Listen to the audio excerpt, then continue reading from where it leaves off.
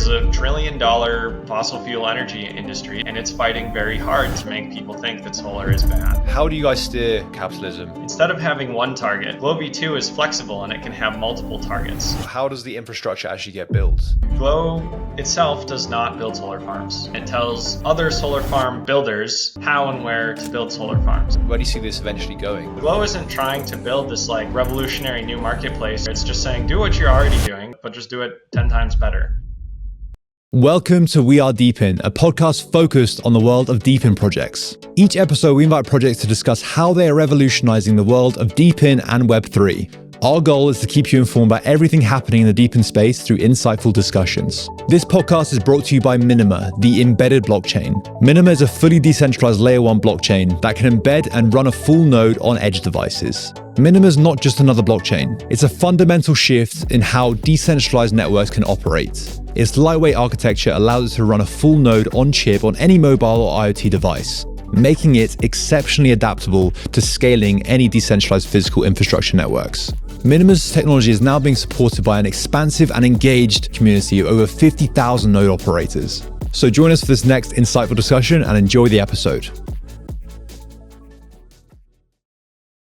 David, welcome to the podcast. How are you? Doing good. It's great to be here. It's amazing to have you on the We Are DePIN podcast. I said to you before we recorded, we've been doing this podcast for over a year now. I've been hosting it from episode 1, and at the end of every episode, and I'll ask you the same question at the end, so don't worry. I always ask my guests, what's your favorite use case of DePIN outside of what you guys are immediately doing? My favorite use case has always been decentralized energy. I've always been so interested by it, the long-term impact. It's an industry that hasn't really been touched by as much innovation as maybe other industries in terms of a different way of doing business, in terms of business models and things. There's obviously different ways of generating energy, but in terms of how the business model differs, hasn't really changed much for many, many years. And it's the same companies that are doing it. That's the other thing. So that's why I'm especially excited to have you on the podcast to talk about all things decentralized energy. So talk me through the idea and how it came about when you first started Glow.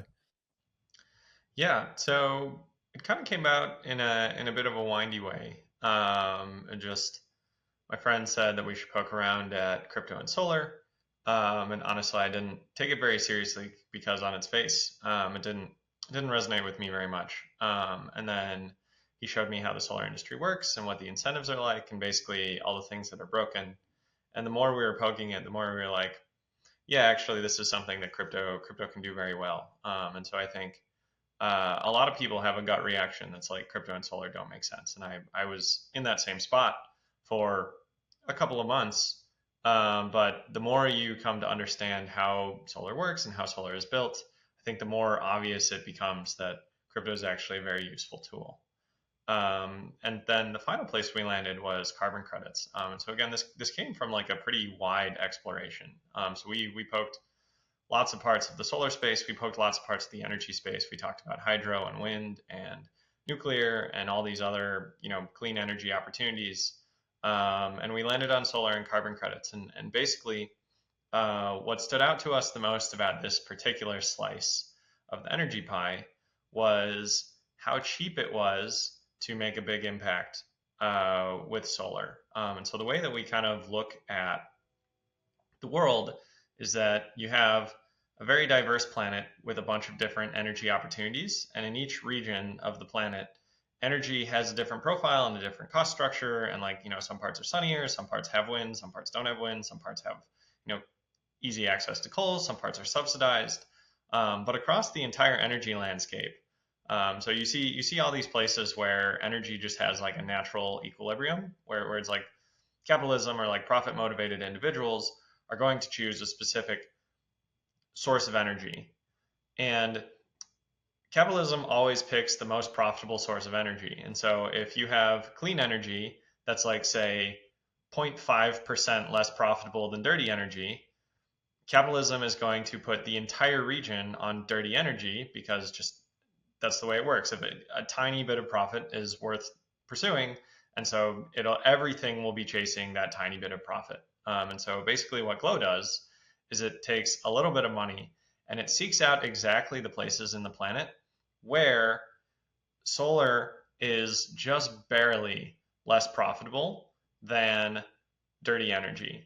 And it puts down a little bit of extra incentive and it says, oh, wow, okay, so you're using coal because you make 0.5% more. Well, we'll give you a subsidy that's 0.6% on solar. Now, solar is just barely the more profitable thing. But again, capitalism doesn't care about just barely. It's going to pick the best. And so if you can use a very tiny amount of money to suddenly make solar the best, then you've changed the world and you've made the world a cleaner energy place with a very high leverage incentive. And so that kind of boils down the core idea. And so my background is in proof of work. I did a lot on Bitcoin. I did a lot on Siacoin. I've made my own mining machines. And so I kind of understand the optimization engine. And that's something else we could dive into. But essentially, I would assert that if you want to optimize a commodity, the proof of work mining model is actually the number one way in the entire world, the number one economic mechanism that the world has ever invented to produce large amounts of a commodity at the lowest possible price. And so what Glow did was it took that idea of finding places where a small incentive can make a big difference. It made that the commodity. And so in Glow, the commodity is how cheaply you can convince someone who's going to build coal to build solar instead. I guess the commodity is just convincing people to switch from coal to solar. And so we set up a proof of work system around that commodity. And then essentially we ended up with this like massive race to the bottom where people just worked very hard to find cheaper and cheaper ways to flip people who are going to build coal into building solar. And that led us all the way to India. And then we deployed $20 million of solar farms in India using not that much incentive and not that much subsidy. And so, yeah, that's kind of, I guess, a brief overview of what Glow has been doing over the past year and a half. That's very cool. I want to dig into that in a bit more detail in a bit, but before we move on to that, I want to talk about the state. In your previous sort of answer, there's the state of energy currently. So there's a lot of problems in the world in terms of energy distribution, and the two that come to my head right now that are probably the forefront of people's minds are the cost of energy right now, especially in places like Europe and a lot of countries where because of wars, because of different policies, they've become, it's become very, very expensive. And that energy cost, it's not just a case of people finding it difficult to afford and it leads to, cost of living crises and things like that. But it's also one of the key things that drives economic growth is cheap energy and accessible energy. So it's not just a case of not being able to heat your house, but it's also a case of people getting richer because energy is cheap over the long term. So yeah, that's number one. But also the second point, which you touched on, is the sustainability aspect of it and the environmental impact of energy. So these are the two things that really come into my head when it comes to sort of energy and the biggest problems that exist right now. What do you think about those problems, I guess, like from your perspective? Like what's the root cause of these problems, and can a decentralized model fix these? Yeah, so in a lot of cases, the answer is yes. So we've done a lot of deep dives into specific regions to figure out how Glow could permeate those regions and start to help solving problems. And it's tough to generalize. Every location kind of has a different basket of reasons that there's not cheap and abundant energy. For example, in Mexico, there's a lot of government control. There's a lot of conflicted interests. So a lot of the people who make energy policy also own coal power plants or fossil fuel based energy systems. And so making space for solar and clean energy and let's just say better opportunities is actually opening yourself up to competition. And so you have this like conflict of interest in the regulators. In somewhere like France, I don't know that it's necessarily a conflict of interest so much as it's just like there's so much regulation. If you want to build a solar farm in France, you're looking at 4+ years of red tape. And that's before you ever break ground. And so it just like it's very hard to build because the government's in the way. And then you have places like the United States where the incentive model of solar is actually just very twisted. I think the U.S. had a great solar program in like the 2000s era, 2000 to maybe 2011, and then somewhere around 2017 it really started to fall apart. And so the way that the U.S. subsidizes solar today um, basically optimizes for having sleazy salesmen scamming grandmothers. That you make the most money in solar in the U.S. not by building the most panels, but by building the most expensive panels. And so there's this real pressure to like upcharge and make things nicer than they need to be, and just like sell people stuff that they don't need, because that gets you more subsidies from the government. Um, and so when we've dived into all of these places, basically we've been able to find, we'll call them grassroots strategies for fixing the incentives. And so pretty much any energy situation, when you break it down, you can find a set of incentives that are working to build the energy system that's in place. And so Glow can come in with an alternative set of incentives that actually start to compete the existing incentives. For example, in Mexico, the problem is just like regulatory stonewalling. The regulators aren't allowing certain things to happen, especially at the state level.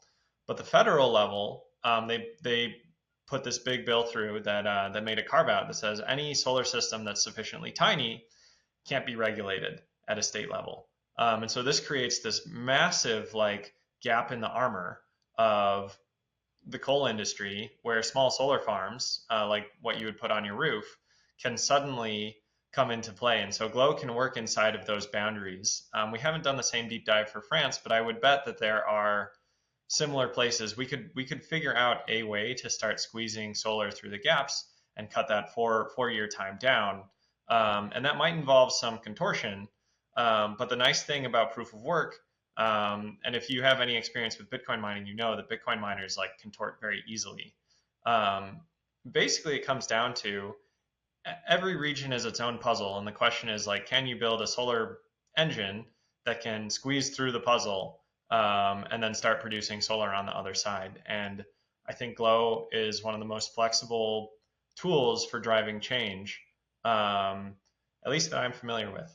For a technology like solar, and for any other sort of green energy, what would you say is the single biggest barrier when it comes to adoption? Like what is hindering the process of that green revolution? Yeah, so honestly, with solar, I think the biggest barrier, and there's a second place barrier that I'll name as well, but I genuinely think the biggest barrier is the incumbent industry is like trying to push a narrative. I would say misinformation is trying to push a narrative about solar that's not true, that makes people hesitant to support solar.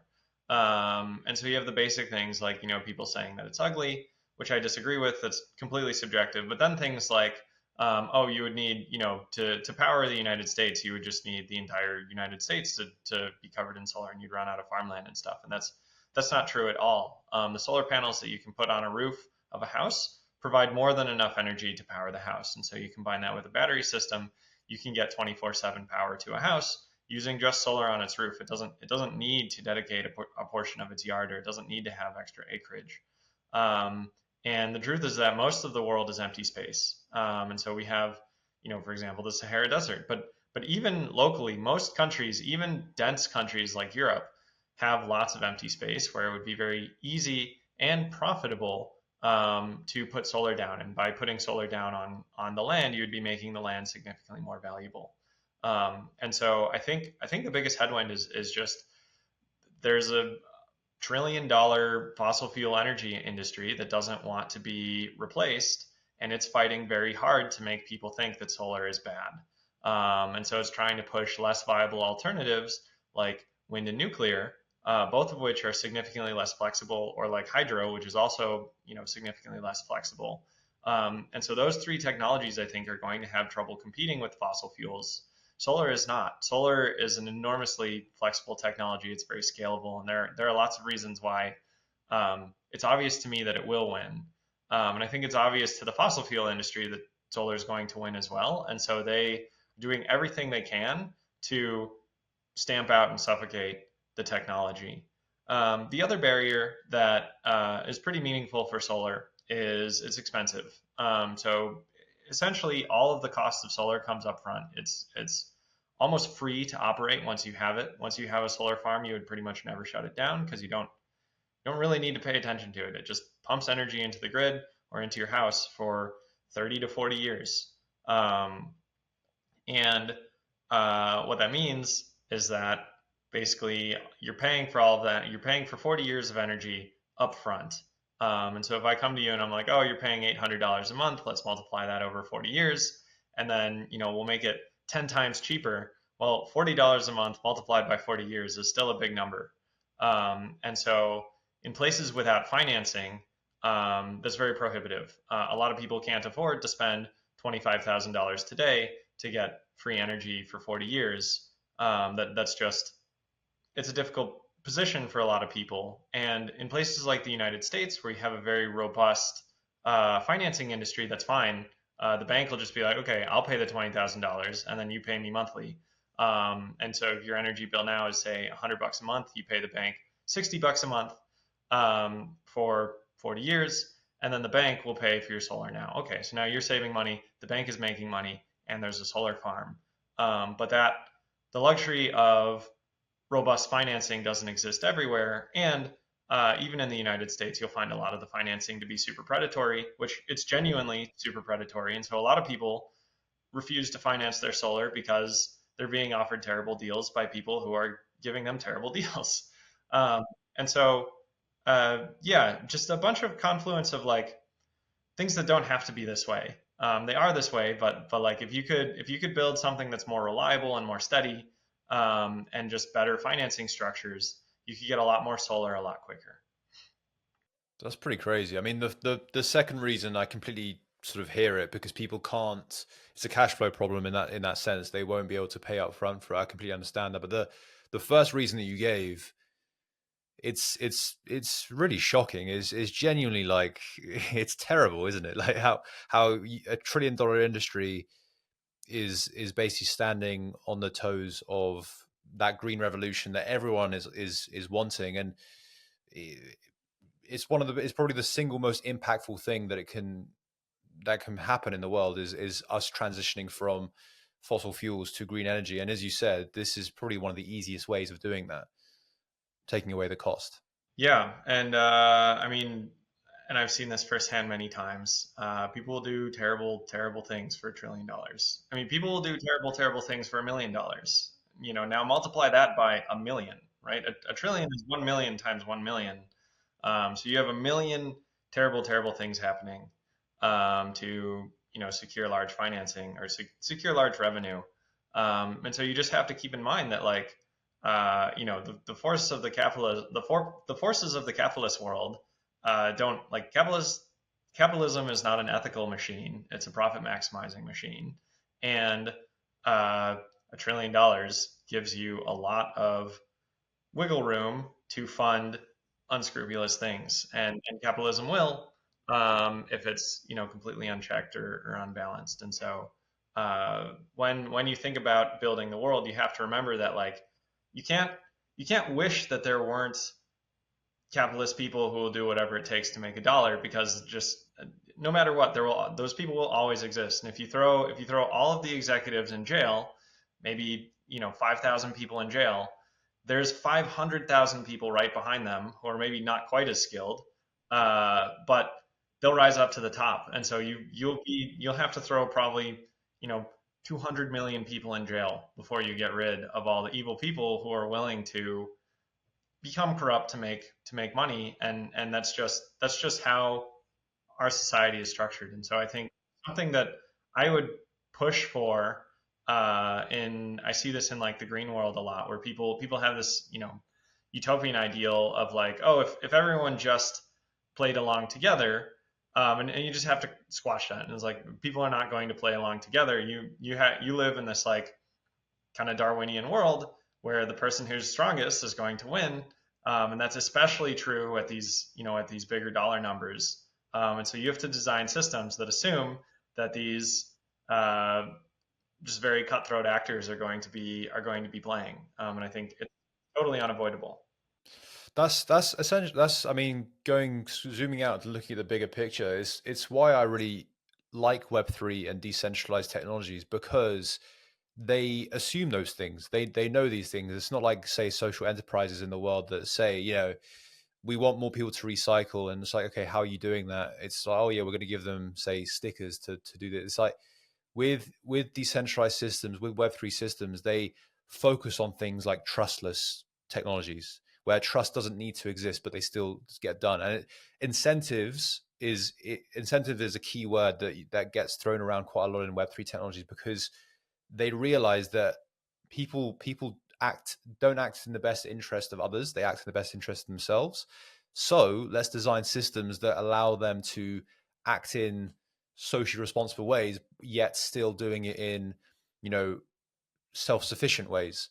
And so, yeah, that again, that's why I was excited to get you on specifically, David. So let's talk about that. So let's go back to sort of, we've talked about energy. We've talked about sort of why the barriers to solar and green energy adoption.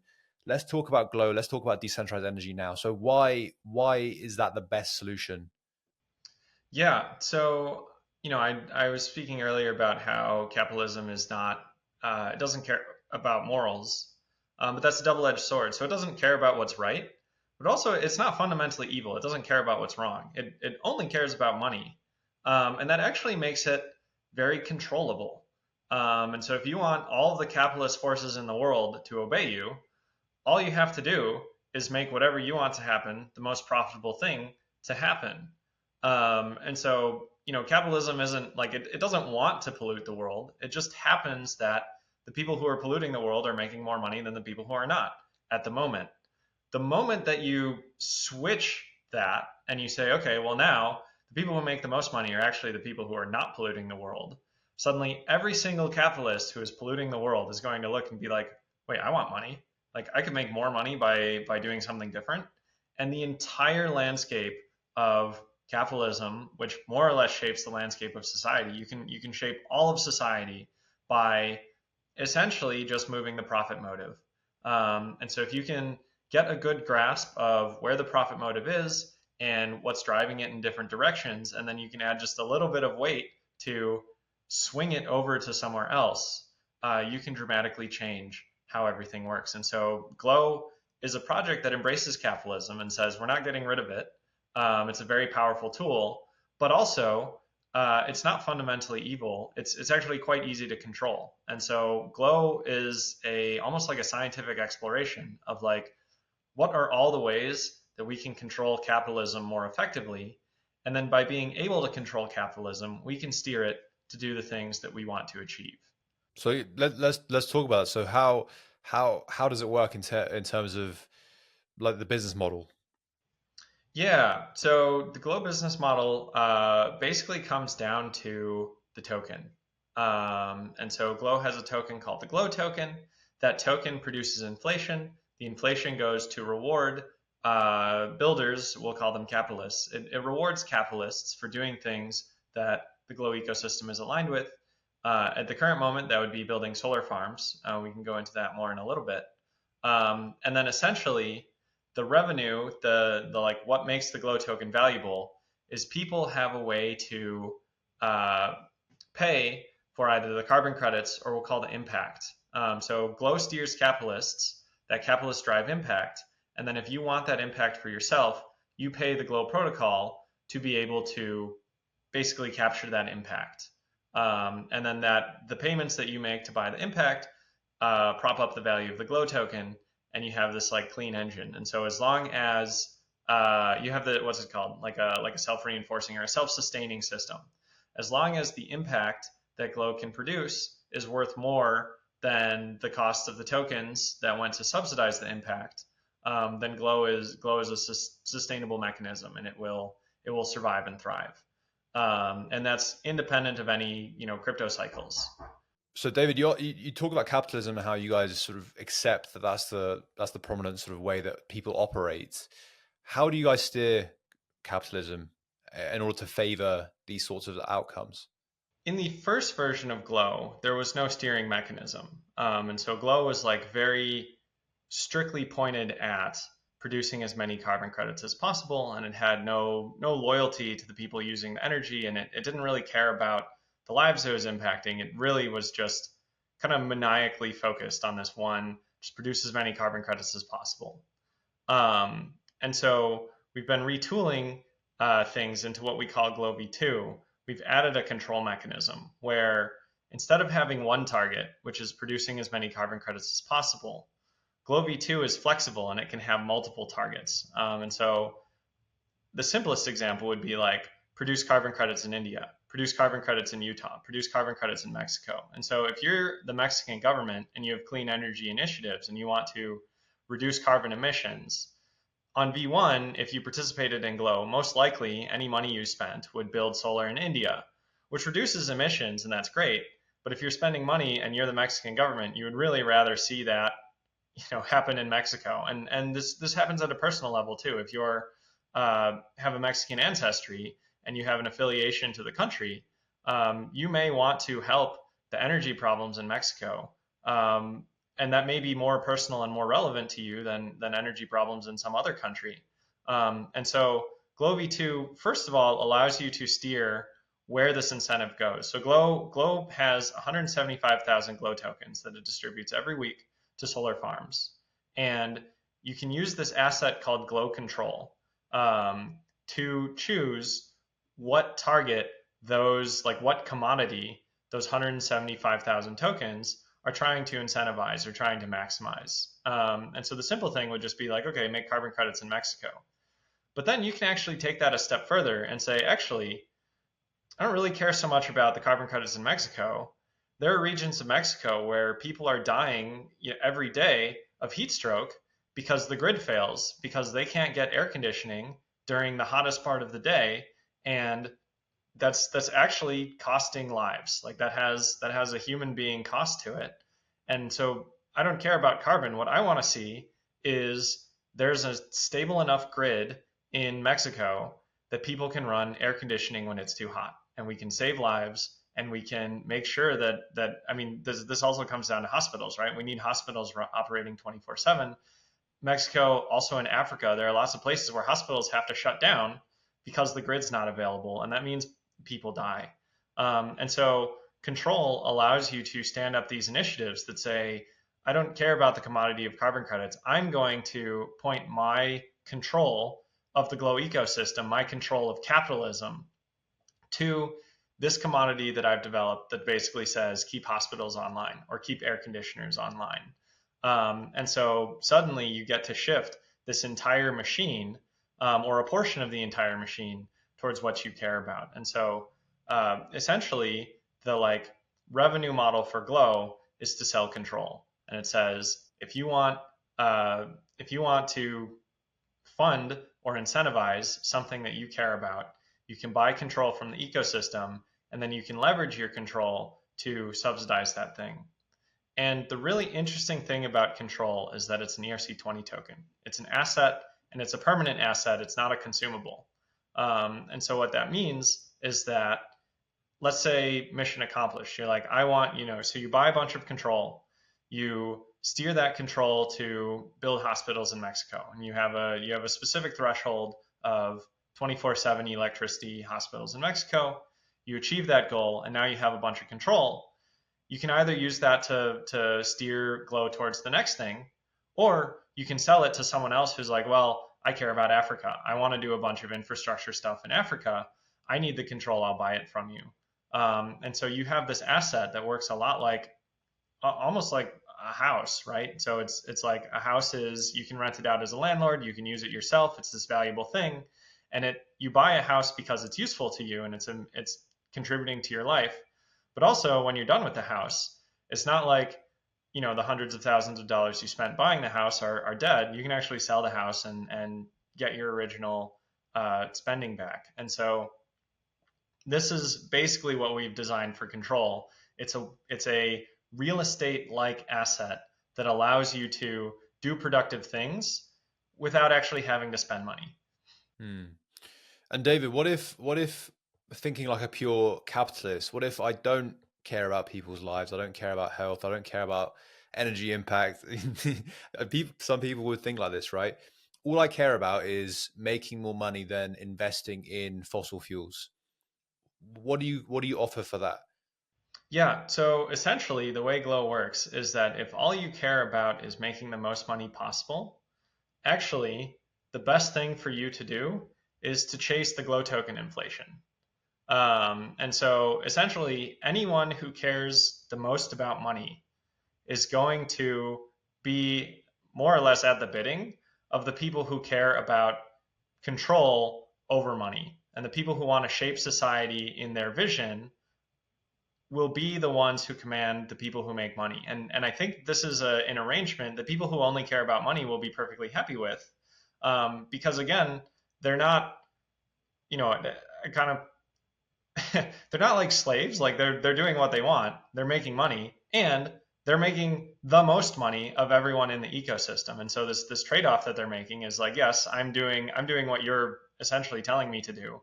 But because I'm doing what you're telling me to do, I'm making more money than you, and I'm making more money than everybody else as well. And so I'm the real winner because I have the most money.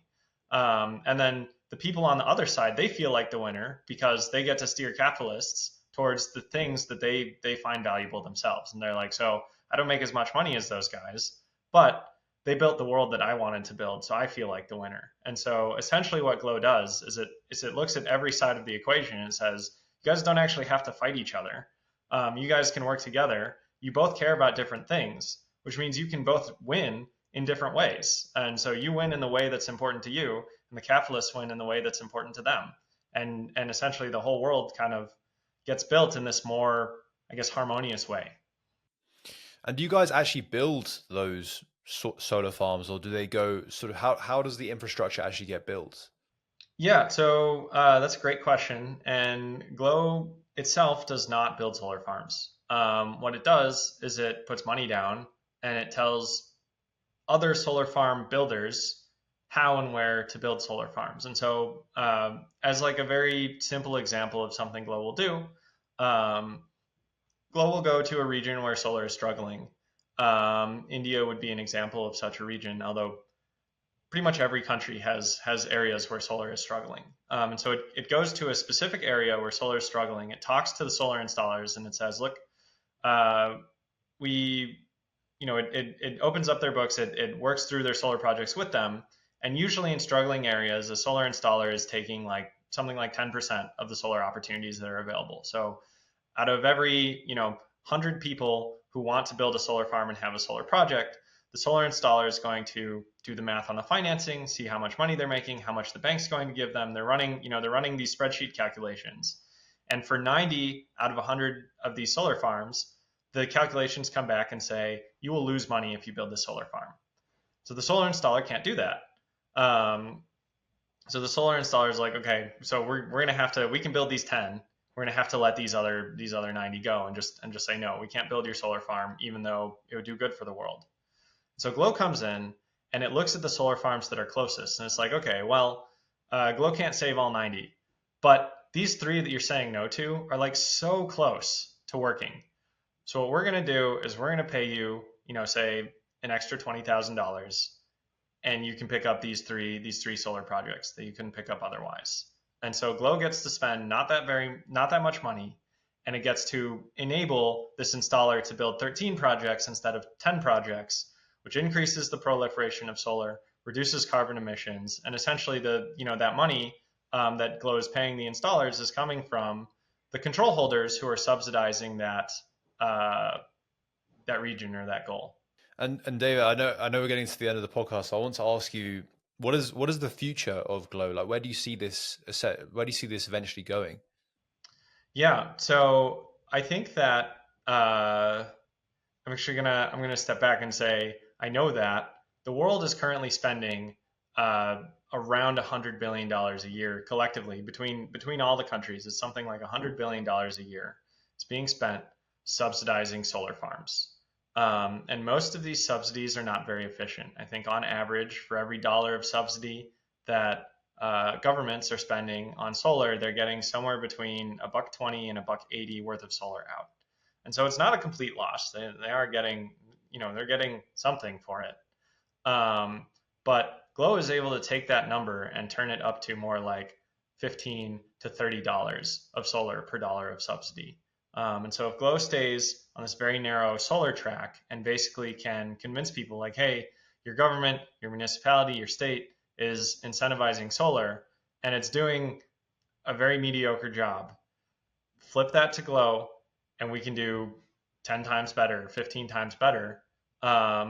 That's a compelling case. And so you end up with governments that are each owning tens of billions of dollars, single digits for smaller governments, but like billions of dollars of control each to drive Glow token inflation and to get solar built in their region. And this will significantly outperform the money that they're already spending. And so Glow isn't trying to build this like revolutionary new marketplace or change the way people like think about subsidizing solar. It's just saying do what you're already doing, but just do it 10 times better, and use Glow. And so that creates essentially, we didn't get into this, but for every dollar spent on Glow control, you get $1 of liquidity in AMM that's market making between Glow token and stablecoin. And so you will have, if you have tens of billions of dollars of control owned by governments, you'll have tens of billions of dollars of liquidity on an on-chain DEX that's supporting the Glow token. And so you end up with a very rich and healthy ecosystem that has so much liquidity that it's highly resistant to like market cycles, and it can be more based on its fundamental growth than on the whims of the very ADHD crypto ecosystem. David, that's a lovely note to end the podcast on. It's been such a pleasure having you on the podcast. So thank you so much for coming on. A very, very last question, as I told you when we first started the episode, that I like to ask my guests is, what is your favorite use case of DePIN outside of what you guys are immediately doing? Yeah. So you said that I could throw the football very far, so to speak. So if we kind of like open up the skies and say, let's not think about what we could do today, but what we might do in 20 years. The world is facing a very significant problem, which is the replacement rate. And so in order for the population to be growing, you need, each woman needs to have about 2.05 babies. And some parts of the world are doing very well. Most of the developed world is struggling. For example, Korea has an average of 0.72 babies per woman. That means that their population is more than cutting in half every single generation. And developed societies are kind of built on this idea that the younger generation will pay taxes to help take care of the older generation, Medicare and such, that can no longer work and can no longer fund themselves. And so if your population is declining, your government revenue is declining, and your government's ability to sustain itself is declining, it's like a national security issue. And I believe that you can use DePIN to, again, probably not today, but when DePIN as a technology is more sophisticated, I believe that you'll be able to use DePIN to incentivize people to have more babies, and that this will be very valuable. It will save governments, and so governments will be willing to spend, if it's $100 billion a year on solar, it's probably $10 trillion a year on babies. And so I think the biggest market opportunity in the world is human life, and incentivizing people to finding ways to convince people to have more children. Wow, that is probably the wildest answer I've ever got on this podcast. So yeah, you definitely win that. I've got 1,000 questions off the back of that. We definitely don't have the time for that. How would the incentive structure look like? Well, that's the thing. I think that where DePIN is today, we don't have a good answer to that. And so my guess is that if you were to come up with something in the next 5 years to action this, you would come up with something that's very broken. And like there are lots of ways to think about, when it's like, how could this go wrong? it could go wrong a million different ways. And so it's something that you'd have to be, you're playing with human life, right? And so like, how do they go to school? How do they get healthcare? Like, who's raising them? Like, do they have normal parents? Is it a different structure? Is like, are they going to be healthy? Are they, are the babies going to be fucked up because they're like a product of money? And those are all like super important questions that we don't have the answers to. And so I would say today, DePIN is not ready to take on a challenge like that. But I do think that as DePIN gets better, and we'll move from solar to maybe manufacturing to maybe subsidizing crops, and like as DePIN gets more sophisticated as an industry, I think the idea that like maybe we could tackle incentivizing human life becomes more in reach. But yeah, so the short answer is I think it's a very challenging thing, and I don't know how you could do a good job today. We need more.